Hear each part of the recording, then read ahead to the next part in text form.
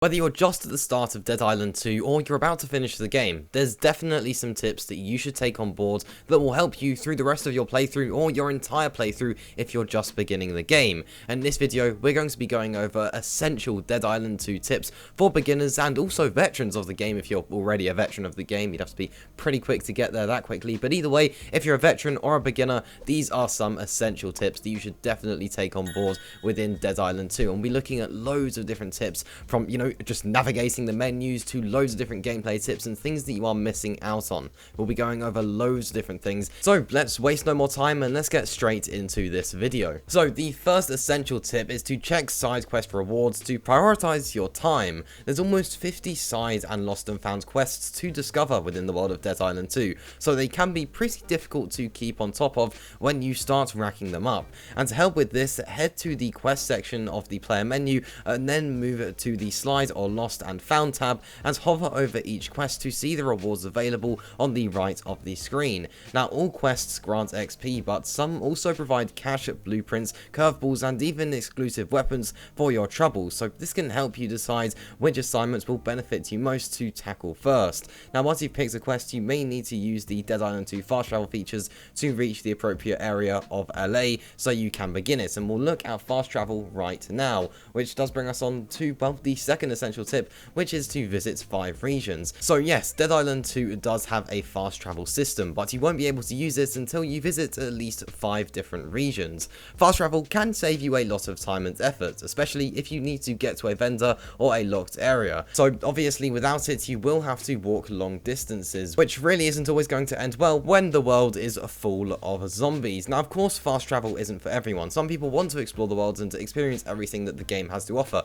which is completely understandable, and in that case, obviously don't utilize the fast travel system. If that's not what you want to do, you don't have to use it, of course, but it is there for those that will want to use it. But of course, you do have to visit 5 different regions within the world to be able to unlock the fast travel system, so make sure that you do that to be able to unlock that fast travel system, which brings us back to the first tip, which obviously will make the side quests much quicker to complete by using that fast travel system. So the next essential tip is to grab all of the supplies and cash that you can. Always take the time to look around each new area for crafting supplies. Basically, search absolutely everything that you can, as you can carry up to 99 of each type of material, and they're useful for upgrading your weapons. Now, you should also keep an eye out for wallets containing cash, which you can just walk over to collect and don't really need to interact with at all, as cash is key for repairs and upgrades. After cleaning out a big group of zombies, make sure to take a quick lap of the area to grab any supplies and cash that they may have dropped before you do move on to the next area. And if you find you're dropping supplies from searched containers or are unable to pick them up, then you have maxed them out. Sell some of them to the next merchant you meet for some extra cash, and then of course you'll be able to free up some storage space from that as well, which does bring us on to the next essential tip, which is to not use up all of your inventory space. Before you go into some main areas, make sure that there is definitely some free space in your inventory. Of course, make sure that you have all of the weapons that you want to use and that you think you might use within that area, but make sure there is some free inventory space to pick up any new items you might find. You may find a really rare weapon that you want to use for the rest of your playthrough, but you can't pick it up since your inventory is full, so make sure you sell anything that you don't use before you go into some main areas and into some heavy combat. Definitely something worth noting there. Don't get that loadout completely full. So the next essential tip is to not choose your weapon purely on its power. When you're selecting a weapon, you'll naturally of course be drawn to the big power number displayed next to it, though this shouldn't always dictate which one you choose to use. Take a look at the other stats as well, as although damage is important, you should also consider the force, which is how much stamina you'll drain from enemies,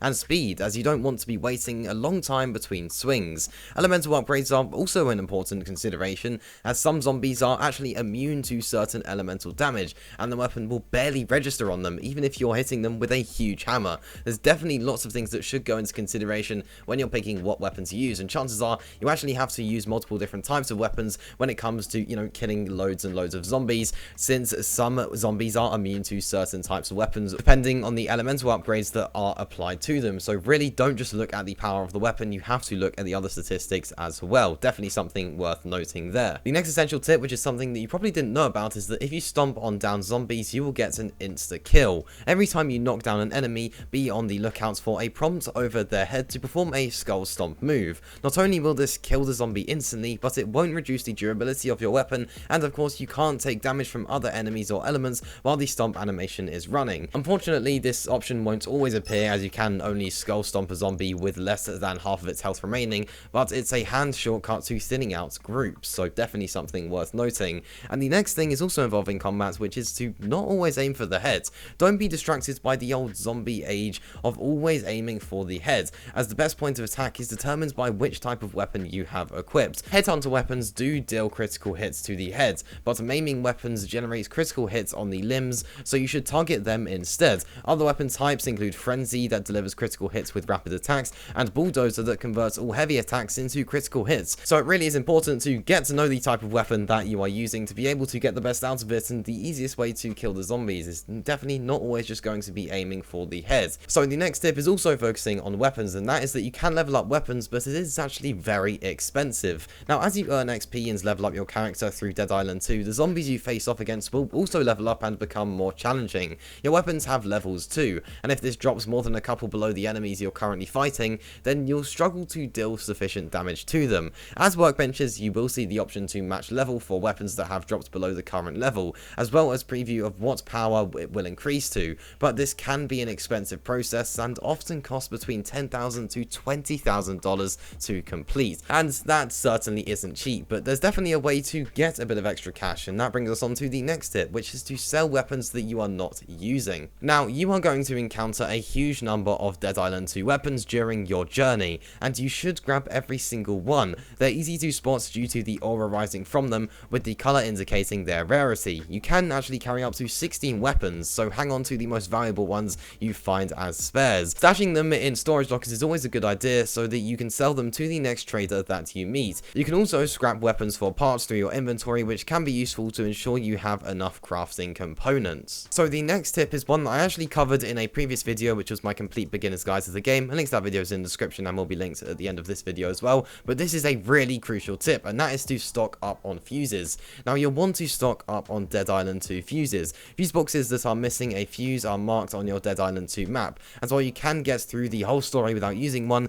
some of the best items in the game are locked in those boxes. Now, a limited number of fuses can be purchased from vendors, but that is a limited number, so they are also very expensive as well, so the best thing to do is just stock up on them where possible. This is an easy way to be able to get some great items within the game. Just make sure that you always have some fuses. So the next tip is to change your FOV. Within the settings of the game, no matter the platform you are on, you can change your field of view, and chances are changing your field of view, increasing your field of view, will actually decrease the chances of a surprise attack from a zombie, making things a bit easier and just saving you a bit of health, and yeah, overall just helping you survive within the game. Definitely make sure that you turn that FOV up, but of course if you like having a standard field of view or a lower field of view, then be sure to do that, since of course, well, that's the way you prefer to play the game. So the next tip is to focus on using melee weapons, but of course you don't have to ignore guns. Now, melee weapons are the more powerful weapons and the more useful weapons within Dead Island 2, but firearms are there for those that want to use them. Of course,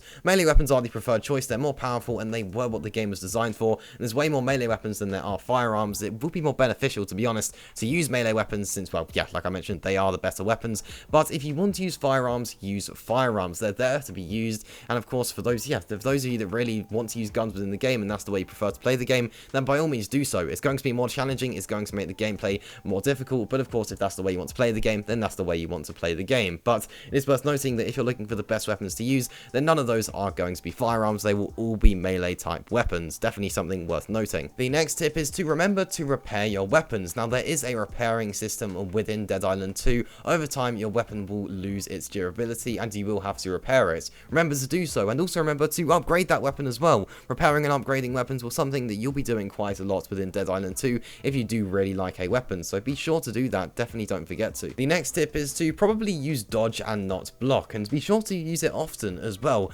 Dodging is generally going to be the more beneficial mechanic within the game. You do have to pick between whether you want to dodge or block. These are two different abilities. You can't use both of them. They're both defensive abilities, and yeah, you have the option between blocking or dodging. Now, of course, this does depend on the way that you play the game and your style of combat, but I would generally recommend using dodging, since it's going to be much easier. It's going to be incredibly useful when it allows for you to, you know, not put yourself out of combat and not slow things down, keep things at a high pace, but also make sure that you aren't taking any damage. But of course, if you do prefer to keep things slow and steady in combat, then maybe blocking is for you. But generally speaking, I would think for most people, dodging is definitely the way to go, and it's going to make counterattacks easier as well.